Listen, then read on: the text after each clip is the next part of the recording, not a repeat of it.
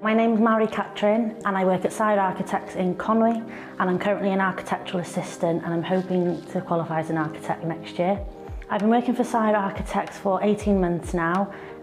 Most of that time I've been working here part-time, and I recently started full-time about 11 weeks ago. To get to where I am today, I first started at Liverpool John Moores University doing my 3 years undergraduate of architecture.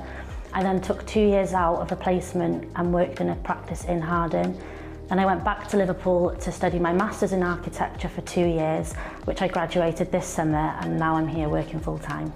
I chose to go to university because I knew that to get to where I wanted to be with this course, I had to complete my Part 1 and Part 2, otherwise I wouldn't be able to register as an architect down the line. I think now that they are changing that route to make it slightly easier for people who don't want to go to university. Every day's varied. I might be working on a housing scheme, I might be working on a private extension. Sometimes I get to go out to site, visit the clients, or have meetings over Teams or in person. I love that I get the freedom to design in work, to speak to clients. Not every day is the same.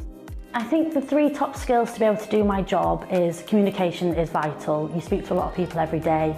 Creating relationships with clients is really important. Being creative in any way possible. I don't think you have to be good at drawing. You don't have to be good at one thing or another. I think the more varied skills you have, the better.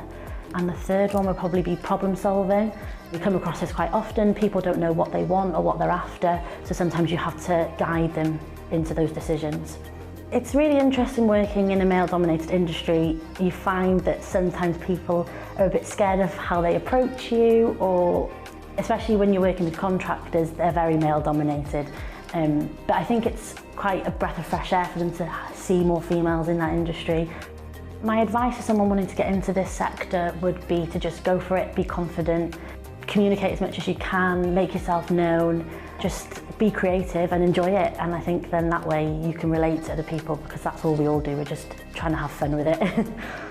The thing that brought me back to working in Wales is I love the area. I think it's a beautiful place, it's by my family, but as well the opportunities are better because I'm working in a small practice. I get a lot of responsibilities, and from my opinion that if you work in a city you don't get to do much. You get pushed on the boring jobs and sometimes they don't give you a lot of responsibility. So I think working in Wales just opens more doors for you and you create more connections that way.